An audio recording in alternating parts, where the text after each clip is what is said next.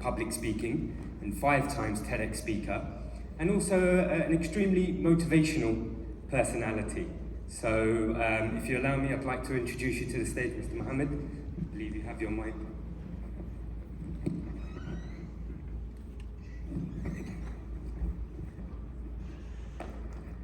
Ladies and gentlemen, good afternoon. Can you all hear me? All right, let's do a little bit of an exercise to get you all pumped up. Anybody here who's born in January, February, or March, please stand up. If you're born in January, February, or March, please stand up. Now, while standing, I want you to put your hands like this. And just keep a distance. Now, anybody here born April, May, or June, please stand up. If you're born in April, May, or June, please stand up. Now, I want you to put your hands like this. Just clap them together. Okay, it's not down like here, no, just keep your hands up here. There you go.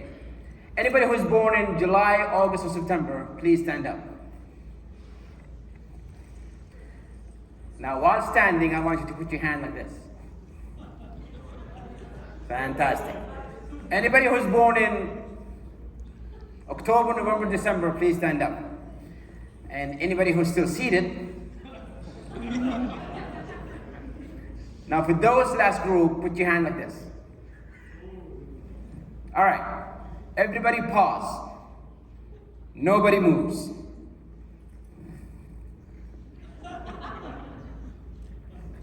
Now, ladies and gentlemen, when I post this photo, I can claim that you guys gave me a standing ovation. So thank you very much. Please have a seat, everybody. My fellow beautiful audience, let me ask you this question. What is your earliest memory? What is the first thing that you remember? Now, for some of you, when you travel back in memory lane, you might remember something when you were, 3 or 4 years old, and it's like a vivid dream. My first ever memory, I was 7 years old, 1st grade. I'm sitting in the front of the class. A teacher walks in, placed the Quran in front of me, and asked me to read. And when I started reading, I stuttered. I couldn't say the word. And all of a sudden, he just slapped me across the face. What's wrong with you, boy? Read again. And he slapped me again. Are you stupid or something? I said, read again. And with tears rolling down my face, I tried again and I still stuttered, and he stopped me. You know what? Stop. I guess there is no hope out of you. He let some other student read. There is no hope out of you. That single sentence broke me. And I completely believed it. Now keep in mind, this was a long time ago. I know you cannot tell by looking at me, but I am pretty old. But it was a long time ago. Time when stuttering was not something known. And the teacher didn't, he thought, why is this student making fun of me or something? That's what he thought. And when he said there is no hope out of you, I truly believed that statement. And I had 2 options. Option number 1, I have a problem. I have an issue. Maybe I can power through it. Maybe I can learn how to fight it. And maybe I can overcome. Or option 2, the easy option. I can keep my mouth shut. Don't say anything, and nothing will happen to me. And unfortunately, ladies and gentlemen, I took the easy option. And you will have that in your life too. There will be a lot of crossroads when you have the difficult choice and an easy choice. And I'm here to tell you, the easy choice is not always the right choice. We are in this conference and discussing advancements in technology when it comes to education. Now, the easy choice is, why should we? Let's just stick to the blackboard and the chalk and do it the way that we used to do. or we can embark on the new change. Scary? Sometimes yes.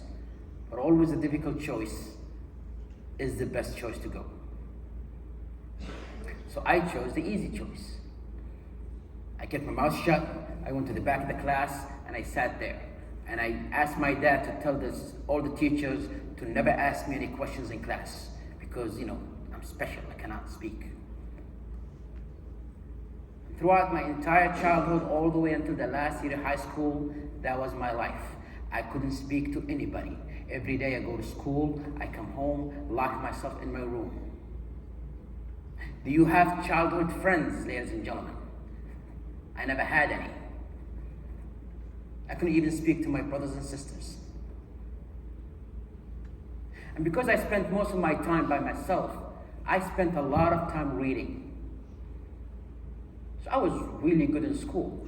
One day, last year of high school, I remember I was leaving the school and a student tapped me on my shoulder. I looked over and he's a fellow student in my class. He said, Muhammad,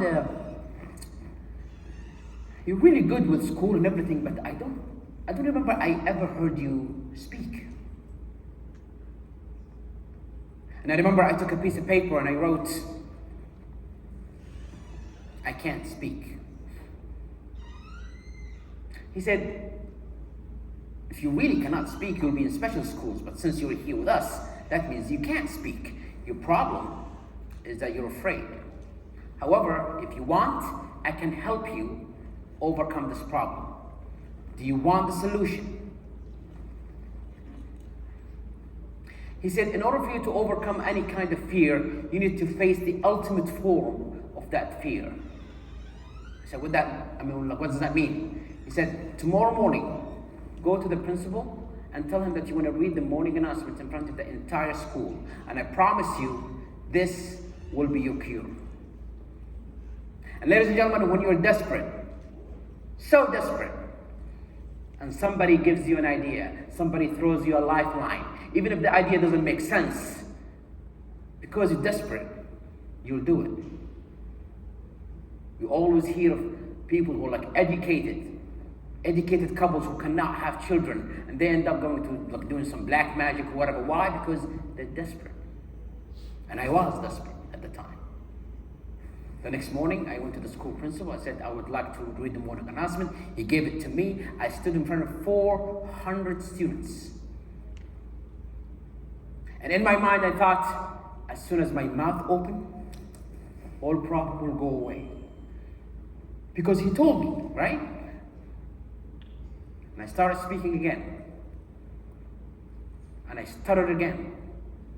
And I still remember to this day, 400 students, everybody was laughing at me. To this day, my nickname in high school is the Broken Radio. And I felt so small and so insignificant. The one thing that I've been avoiding my entire life, I voluntarily walked right into it. Why? Because somebody gave me an advice. During recess, I went to the same student. Said, Allah Jazak khair. Are you happy now? Is that what you wanted to see? You wanted to see everybody laughing at me? Are you satisfied now? He said, Muhammad, success doesn't happen from the first try. And this is true for everybody, ladies and gentlemen. If you ask anyone who is successful, anyone who made a name of himself or herself, they're gonna tell you it wasn't easy. They had to fall once and twice and 3 times and 10 times. When we're building softwares, we have a beta version and a 3rd version and a 4th version, because nothing works from the first time. We always need to try again. He said to me, go back and speak again. And like an idiot, I listened to him again. I stood in front of the entire school. The next day, I spoke, I stuttered again. Everybody was laughing. I stood the next day, I spoke, I stuttered again. Everybody was laughing. But I noticed some of the words that I used to stutter in yesterday, I don't anymore. So he was right. This is working. It just needs time. And from that day on, I got hooked. I was in the theater group. I was like speaking anytime I can, because for me, that was my cure. That's what I have to do to cure my problem. And when I was in the theater group, I always insisted to do a comedic role, because I thought to myself, hey, if they're gonna laugh anyways, they might as well laugh with me and not laugh at me. I finished high school. I got a scholarship to study in the United States in Arizona State University in Tempe, Arizona. Every morning, I go to school. At night, I go to stand-up comedy clubs, and I do open mics. Sometimes I do great, sometimes I bomb, but I didn't really care. And after 4 years, the stuttering was completely gone, and I was cured. I came back. I got a job as a software engineer in a big company here in Saudi Arabia. And for the first few years, I thought to myself, I need to really focus on my work. The speaking thing, that was just a hobby that I do. I need to really focus on my work. So for 5 years, I stayed away from speaking. I never took the stage ever again. And I was working really, really hard on my job. During the time, I was working on a very important project, and by the end of it, they asked me to present this to the board of directors. And in my mind, I thought, presentation? That's easy. I've been on stage before. It should be a walk in the park. I prepared my presentation. I stood in front of the audience, and I started speaking, and I'm stuttering again. Worse than before. To the point that my boss actually stopped me midway and said, it's okay, I'll take over. Why, ladies and gentlemen, everybody here, everybody in this world is created uniquely. You have a talent that nobody else has. You know something that nobody else here knows. And the same for you, and the same for you, and the same for everybody. God created you with a talent that nobody else in this world has. However, if you don't practice it, if you don't sharpen it, if you don't improve yourself in it, don't expect it to lay around just waiting for you to pick it up whenever you want. You will definitely lose it. And I have lost my talent. I need to go back on stage again. I needed a venue where I can do this. And that's when I searched around and I found something called the Toastmaster Club. Anybody here know what Toastmaster is? Raise your hand if you do. Now, it's a non-profit organization where you go to a club meeting every week or every other week and stand in front of the club members and speak. So that's exactly what I needed. I needed a venue where I can speak on a regular basis. So I joined the club and I started speaking again. And I'm getting my mojo back. You know, things are working fine. During the first year, the president of the club at the time told me, you know, Muhammad, you're a really good speaker. Have you ever thought of competing? I said, what the hell is competing? He said, well, every year there's a competition. You compete at the club level, and if you win, you compete on the area level, and if you win, you compete, for example, on the Eastern Province level, or the Riyadh Province level, whatever, and then you compete on the country level, and then you get to represent Saudi Arabia on the finals. I was like, well, let's not think about the finals now. All right, fine, I'll do it. So I decided to do the competition for the first time in 2010. I wrote a good speech, I did the competition, I won the first round. When I got to the second round, I lost. I got second place. Would you hand me that glass, please, sir? No, the glass, yes. And when I lost, ladies and gentlemen, I don't know if you can tell this about me, but I was a sore loser. I didn't take it very well. I remember that day in 2010, in a hall just like this, I was sitting in the back with my second place trophy, you know, the small and tiny one. And I'm just like hating myself.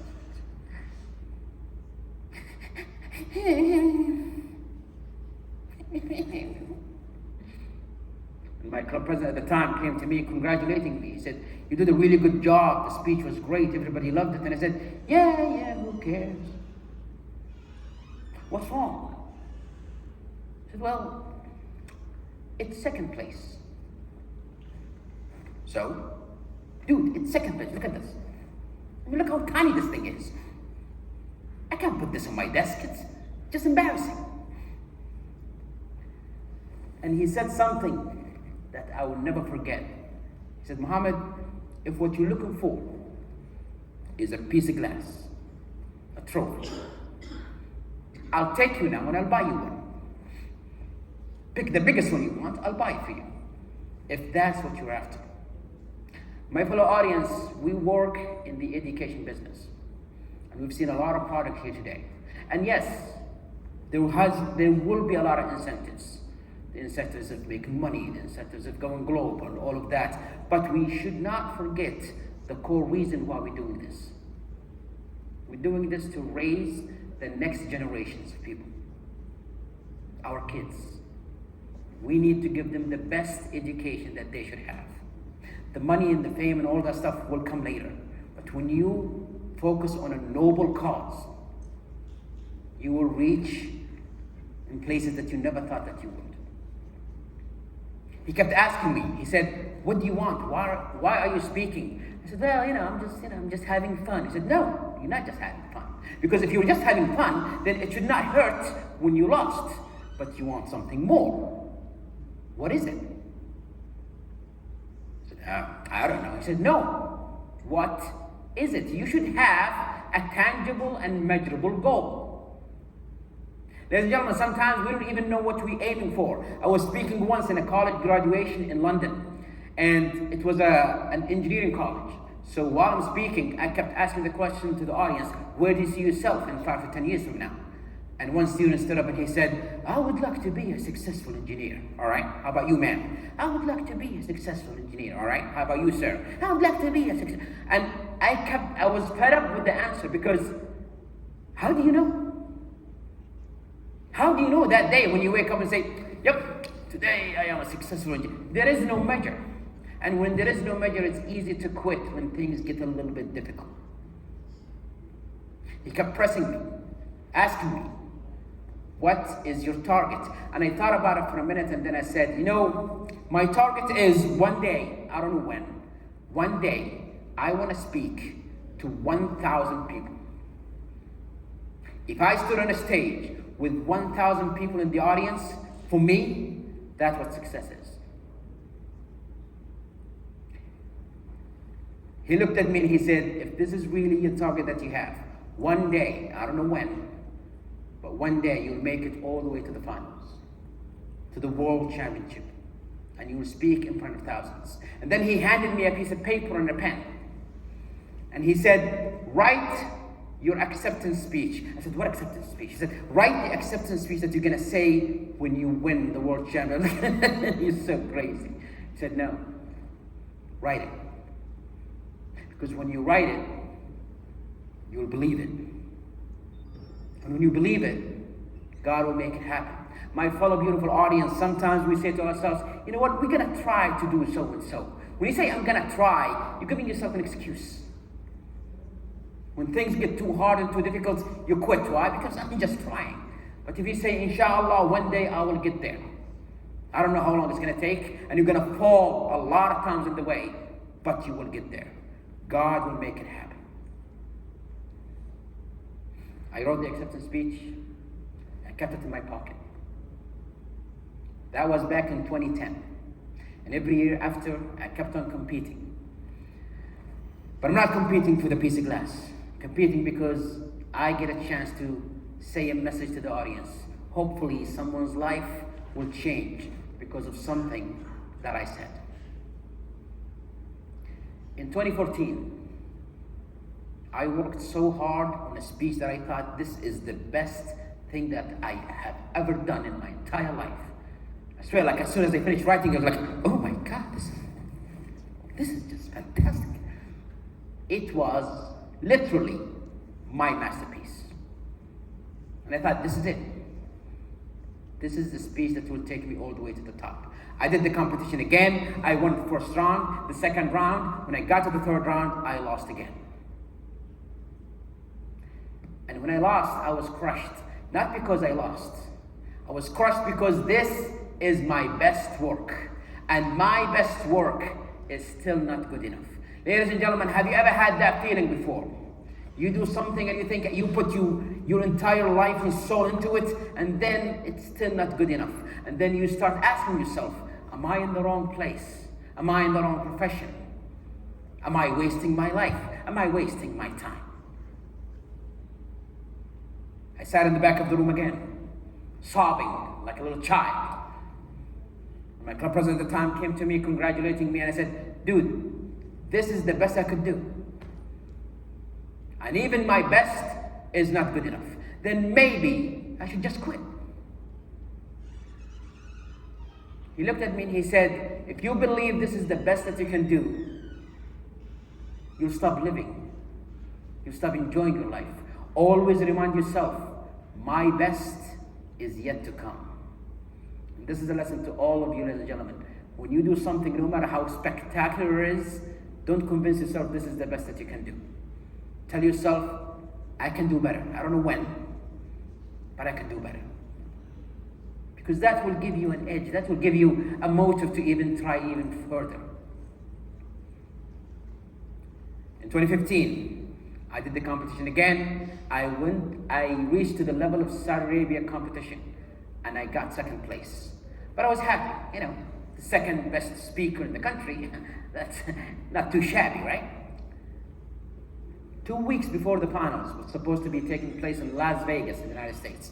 2 weeks before the finals, the guy who won first place was from here, from Riyadh. He called me and he said, Mohammed, do you have a visa to the United States? I said, yeah, I do. Why? He said, well, I kind of have an emergency. My dad is a bit sick and I cannot leave him behind, so I'm gonna drop out. Since you're the second place winner, you're gonna take my place.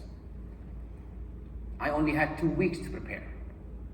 And I'm gonna compete with winners from all over the world. There is no way I'm gonna win. I told him, can you give me some time to think about it? He said, well, you have 24 hours. All right. It happened that on the same day, I'm meeting my club members again. So I'm sitting in that room in the back, and I'm not even paying attention to the meeting because I'm thinking about that phone call. And at the end of the meeting, my club president at the time, her name is Fatin, she came to me and she said, Mohammed, you seem like you're out of place. Is everything okay? So I told her about the phone call and the first place winner dropped out and now they want me to go win, but I'm not ready and I'm not gonna go there and make a fool of myself. I think I'm gonna drop out too. She said something I will never forget again. She said, Mohammed, in everybody's life, there are some chances that will come only once.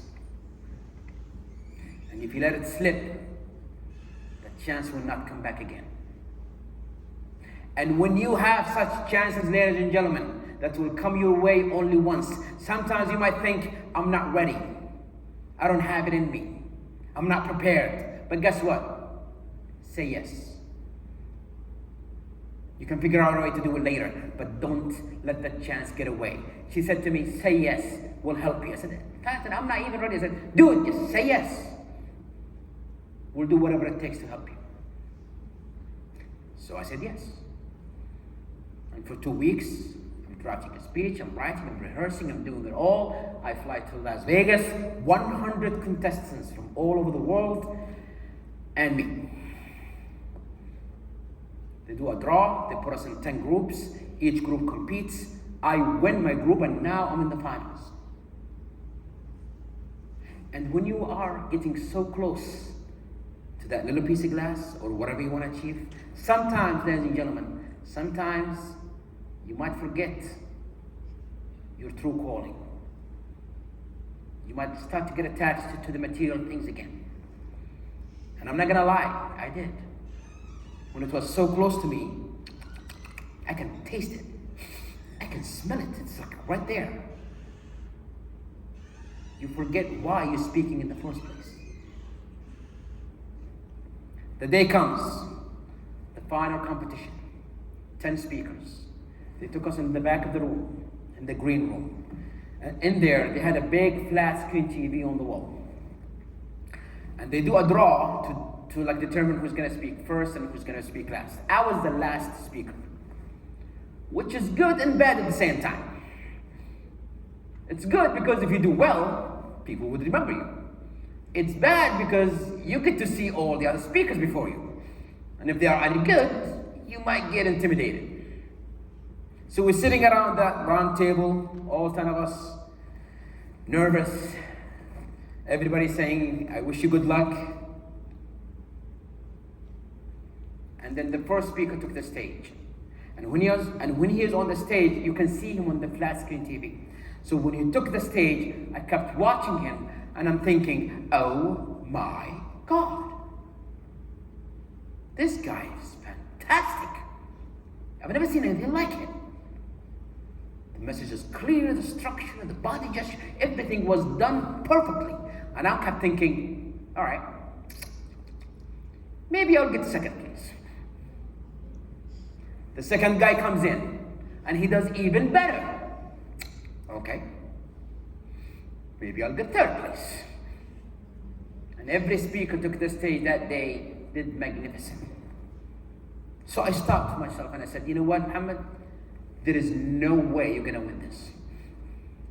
Give up. However, you're here. Let's remember your true calling, why you're here. You have a message you believe in and you have an audience listening. Give it your best and leave. You're not gonna win. But let's just enjoy the moment now. My turn comes. I'm coming from the back of the stage and there's a lady who opens the curtains. And while I'm standing there, I asked her, I said, how many people in the audience today? She said, 4,000 people. 5 years back, I dreamt of speaking to 1,000, and now I have 4 times as much. So when I walked on that stage and the lights hit me, and I saw everybody, I stood there and I smiled, because right at that moment I realized my dream just came true. If I win, fine. If not, I really don't care. I spoke, I gave it all my heart, I finished, and everybody's applauding. I came down. They started announcing the winners. All of us 10 were lined up in the first row, and everybody's just nervous and praying. Except me. I'm playing Candy Crush on my phone. Because I'm not gonna win, right? Third place winner, second place winner, and now the world champion public speaking, 2015, Muhammad Al-Kahtan. And when they said my name, I didn't even hear the guy because I was busy, right? Until the guy behind me punched me in my back. He said, dude, go, it's you. What, excuse me? It's you. And I walked onto that stage like a crazy person. And they gave me that giant, shiny piece of glass. And they said, would you like to say something? And as I was walking to that podium, I remember the acceptance speech that I wrote 5 years back.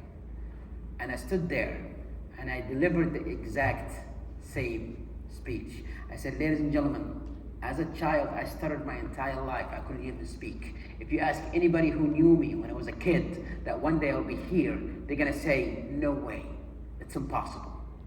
But yet, here I am. I'm not saying this as a brag, I'm just saying, impossible does not exist. Ladies and gentlemen, impossible does not exist. Sometimes we think nobody believes in me. Ask yourself first, did you believe in yourself first in order for others to believe in you?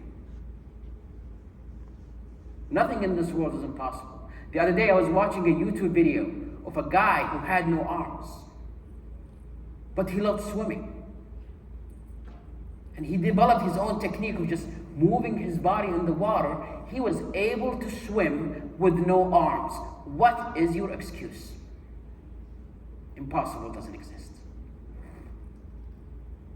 I finished, they took me in the back. And as soon as I walked in the back, there were newspapers and TV channels and cameras all over me, and everybody just taking pictures of me. And I got scared. Because in 1 minute, I went from a nobody to somebody the whole world knows. And it took you by surprise, and you didn't even know how to handle it. And everybody, from these journalists to whatever, everybody was asking me the same question. Mr. Qahtani, what's next? I don't know. Because really, I didn't know. As I said, I thought I'm gonna go there, get my butt kicked and leave. But now I won. I don't have a vision of what's next. The interviews are over. They took me to this giant hall, just like this one. In front, there's a table. And they had this, and they stacked the agenda of the conference on the table. And lined up in front of me, the 4,000 people who just watched me, they all came lining up just to take a picture with me or have me sign an autograph. My head was this big. And I'm signing autographs and taking pictures with people, and you get swarmed into this. And sometimes you forget what your true purpose is. Hey, listen, I'm famous now. People know who I am. I'm gonna speak for money now. And you forget why you're doing this in the first place. Please be careful, ladies and gentlemen. Don't let that happen to you. Remember what your true purpose of being here, of why you're embarking in the educational sector, is to help the next generation. I cannot say this enough. Let's do it for our future generation. I'm standing there taking pictures with people, signing autographs, and enjoying the fame in the moment. An hour goes by. And then a lady came to me. She was in her 50s. And I can see when she approached me, she had tears in her eyes. She came to me and she grabbed my hand. And she said, "Son, I don't want a photo. I don't want an autograph. I stood in this line for an hour just to tell you this. What you said up there will make me a better person. I'll be a better person just because of something that you said. I just wanted to come here and say thank you." And then she vanished into the crowd. And I know, ladies and gentlemen, what I'm about to say might sound a bit too hard to believe, but right at that moment, all of this stuff meant nothing for me. The trophy, the title, the fame, all of it will go away. Now I know the answer to the question, what's next? Now I have the answer. The answer, ladies and gentlemen, is I want one day, maybe 5, 10, 20 years from now, I want to be seated home, watching TV, flipping through the channels. And while I'm flipping through the channels, I see an interview with a successful person, an influential person, a person who made a positive change in this world, in the community, for the next generation, whatever.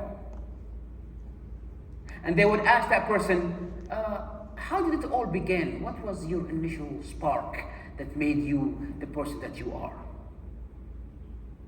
And I want to hear that person say, well, years and years ago,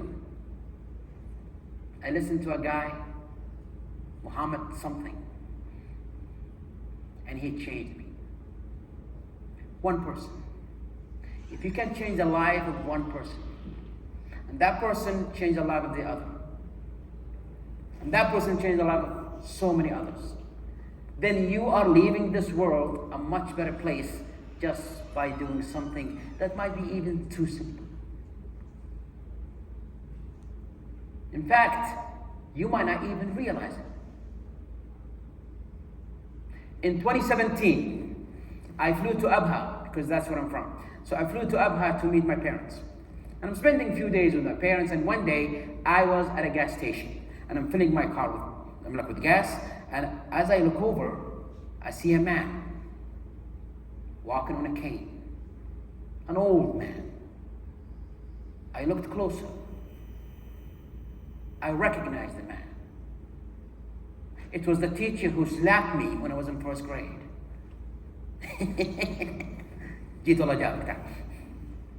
But then I thought to myself, wait a minute.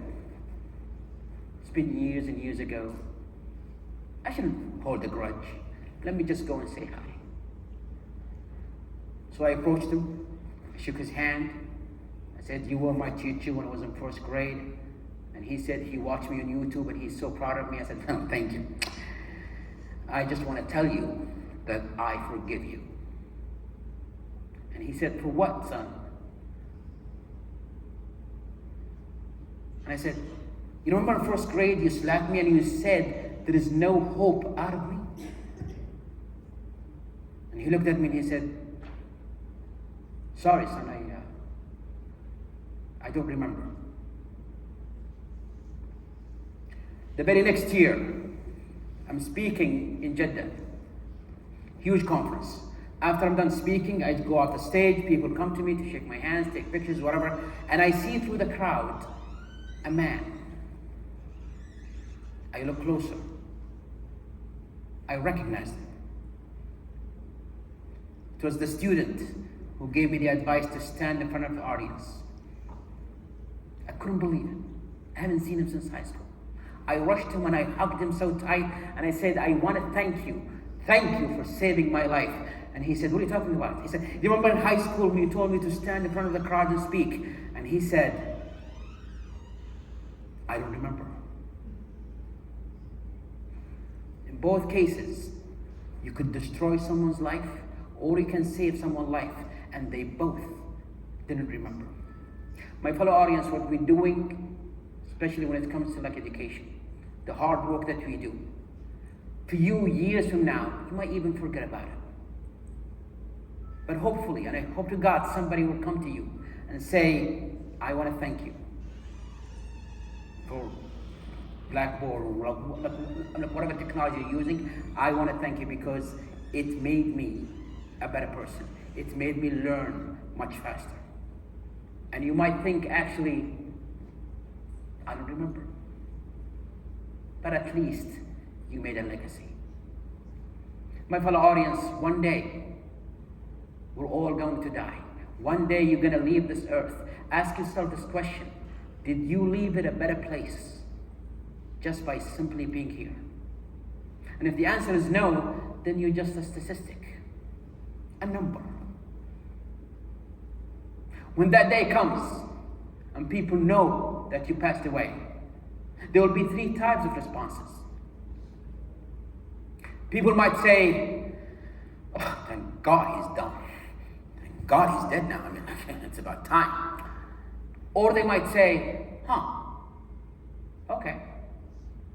Or they might say, with a tear dripping down their face, oh no. Which response would you like to have? I'll leave the answer to you. Thank you so much for listening.